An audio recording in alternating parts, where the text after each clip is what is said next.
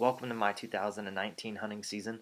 As you can expect, it had its ups and downs, but I started off in Kansas with some beans, some warm temps, and a couple nice bucks, and still trying to work out the kinks in self-filming, as you'll see.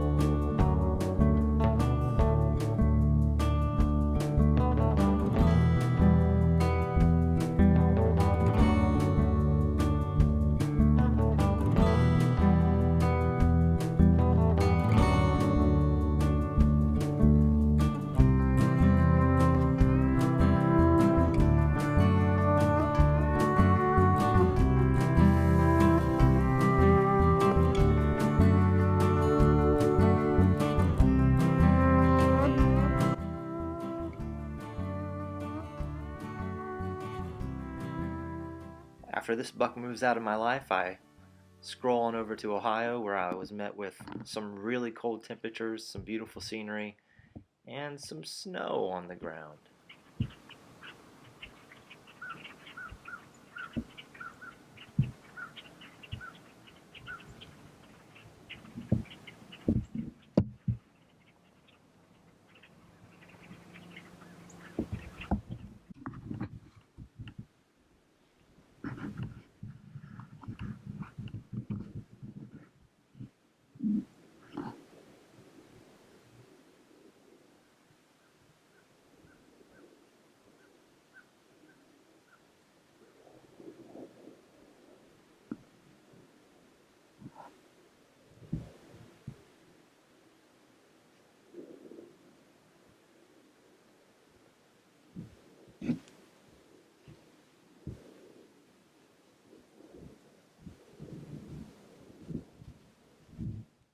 I decided to follow this deer's example and run on back to Kansas for some warmer temperatures. And we're going to get right into the action here because I had deer around me as soon as I got in the tree stand.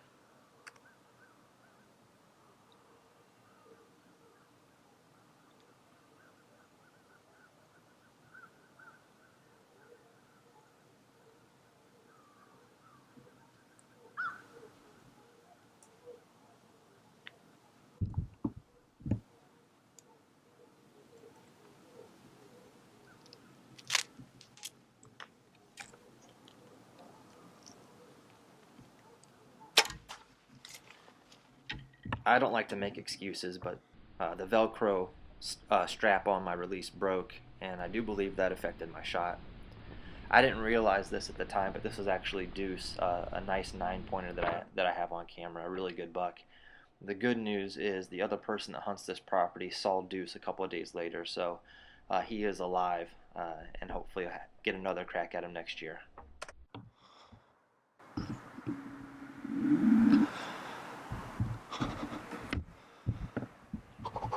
Dude, I hit high.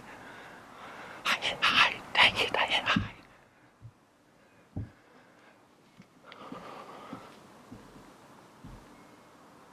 I should aim lower.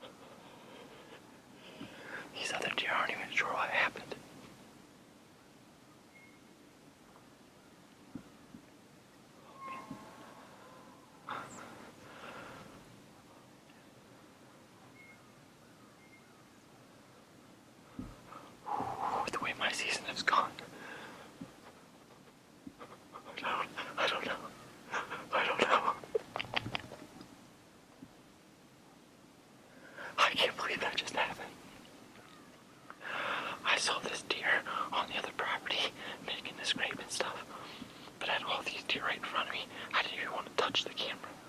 So you just saw him walk in the shot. The wind is swirled too. I cannot believe this happened. He came in downwind. The wind swirled. Unreal. This is unreal. I gotta go back and watch. Man, I just gotta see it to believe it. I'm sure I hit him. Right? I think it was just high. I gotta go back and watch it. It's November 20th. I'm back in the stand that I hunted yesterday morning.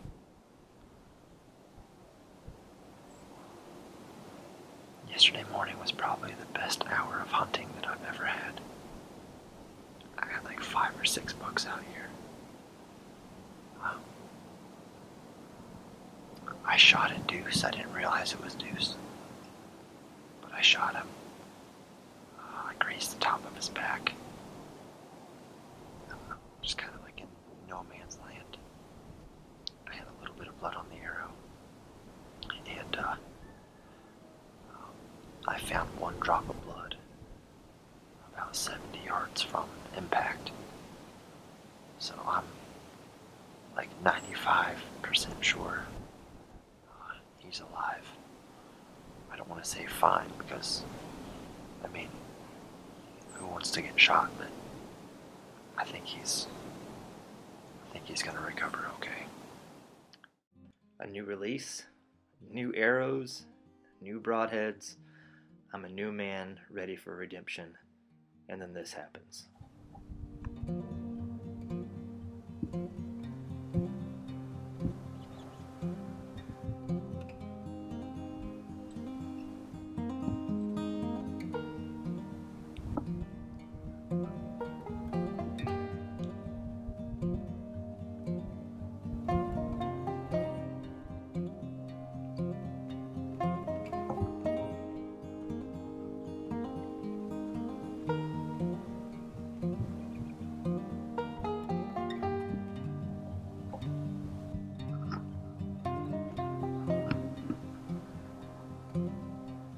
This is self-filming at its finest.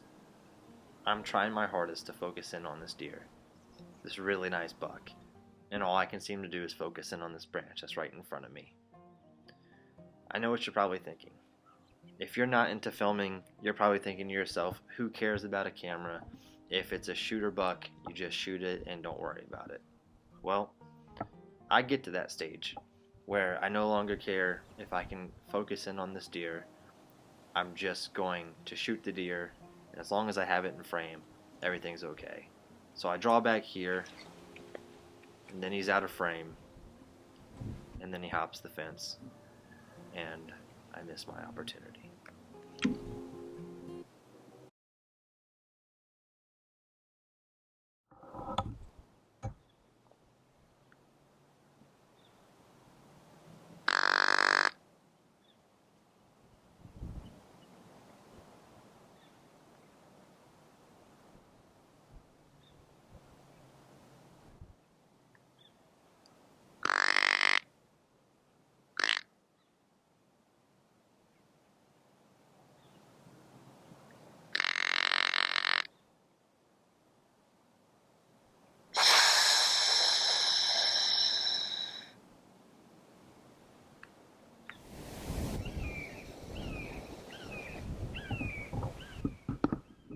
With my inability to harvest a buck up to this point, with grazing deuce the morning before and not getting the nice buck earlier in frame, not being successful in Ohio, I am counting my blessings at this point. As a matter of fact, I put my release on the bow and I start to draw back, and then I stop.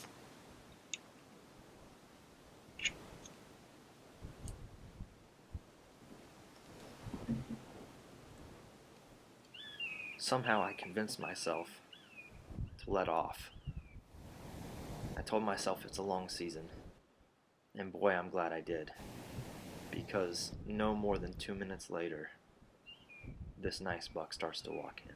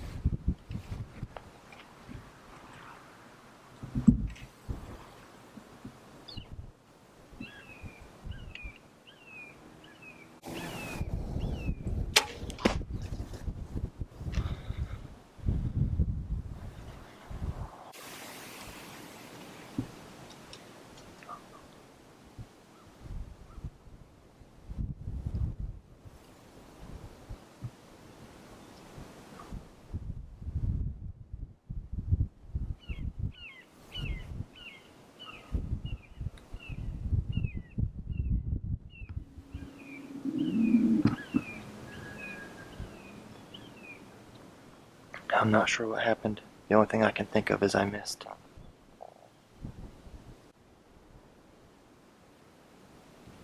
I suck at life. I reviewed the footage. I hit the buck. I hit him high.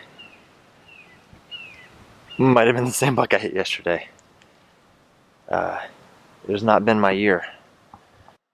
We're just gonna dub over my pity party here. You know, once I went home and I reviewed the footage on a big screen, it was actually a pretty good shot. So I actually punched this buck right through the liver. Um, I didn't miss him. I don't stink at life. At least you're not gonna measure stinking at life by me missing that deer because I shot him. So it wasn't that bad. It's one of the cool things about self-filming is when you're having a hard time processing all the information and everything happens really fast. If you've got it on film, you can go back and you can watch it clip by clip.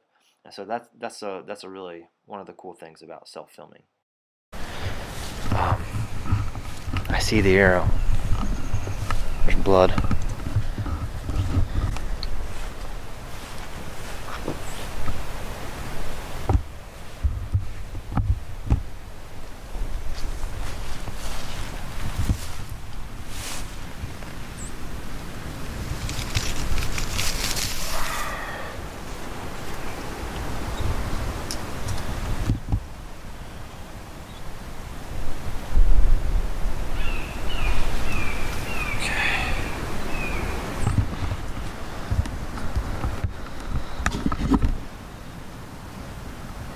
Got some blood. Okay.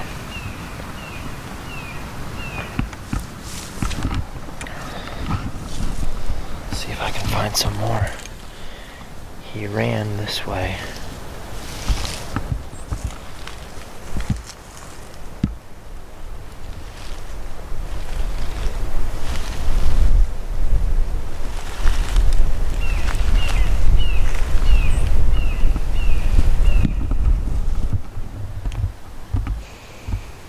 I do not like this.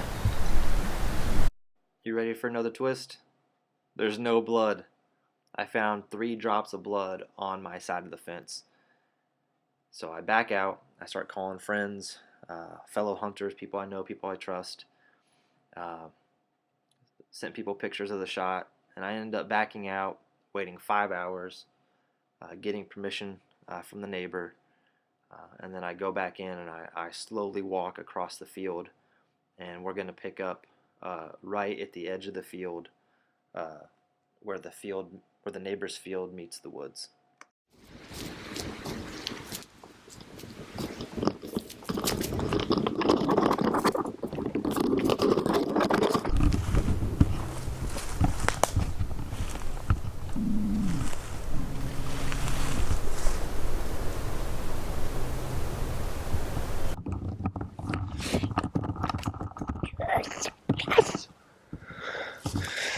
Yes.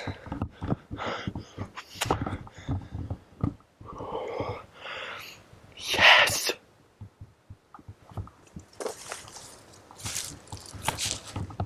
He'd be dead.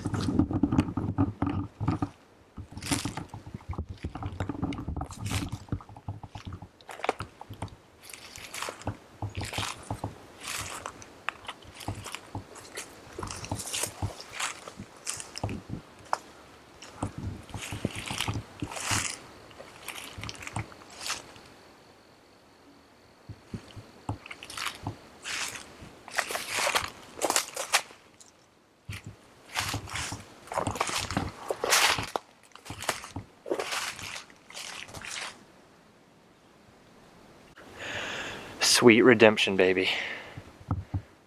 Look at that. Look at this guy.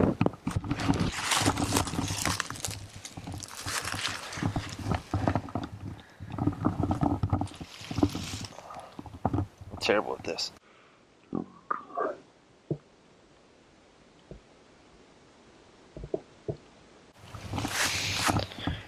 What a season. God is good. That is awesome. I gotta drag him out of here. Whoa, let's put on the brakes here for a second. There is something I haven't told you. In the midst of all the excitement and joy and celebration, I haven't told you that it's 2:15, and at 2:45 I have to be at school to pick up my son from preschool.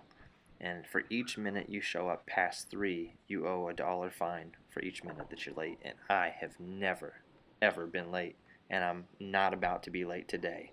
So I've got to drag this deer across the field, get him on the property that I'm hunting on, and speed off to school and pick up my son before 3 o'clock.